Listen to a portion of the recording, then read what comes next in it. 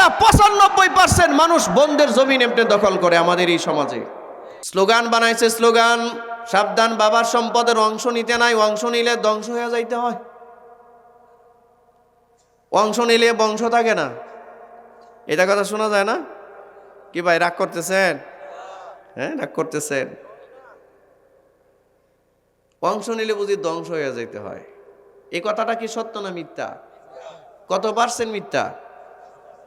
100% pure মিথ্যা কথা এটা।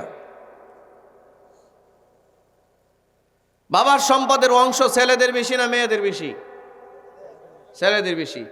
একটা মেয়ে যা পাবে তার ডাবল পাবে একটা ছেলে। জোরে বলেন, কথা বলেন, আমাকে ফিডব্যাক দিন। ফিডব্যাক না দিলে বুঝবো না যে আপনারা আলোচনা বুঝতেছেন।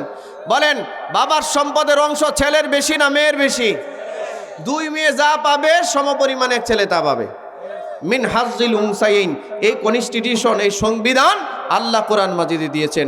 যে আল্লাহ কোরআনে নামাজের কথা বলেছেন, যে আল্লাহ কোরআনে হজের কথা বলেছেন, যে আল্লাহ কোরআনে যাকাতের কথা বলেছেন, একই আল্লাহ কোরআন মাজিদে বাবা মার সম্পদের উত্তরাধিকারী বন্টনের নির্দেশনা দিয়েছেন।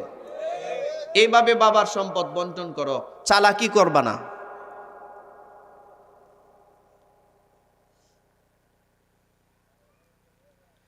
%95 মানুষ বাবার সম্পদের অংশ দেয় না।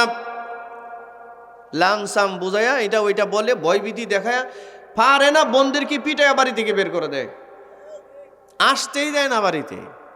কি বলেন আপনারা?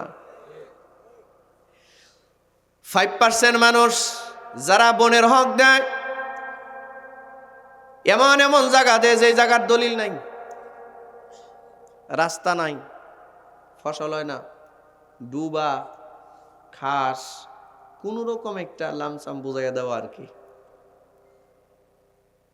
কথা বুঝে আসতেছে না? তাও এরকম জায়গাগুলো রেজিস্ট্রি করে দেওয়ার সময় রেজিস্ট্রি অফিসে একটা বয়ান দেয়, বোনকে লক্ষ্য করে একটা বঙ্গবন্ধুর ভাষণ দেয়। তা বলে, এই বাপের সম্পদের অংশ যখন নিয়ে গেছিস, তা আমার বাড়ির দরজা তোর জন্য মরণ পর্যন্ত বন্ধ।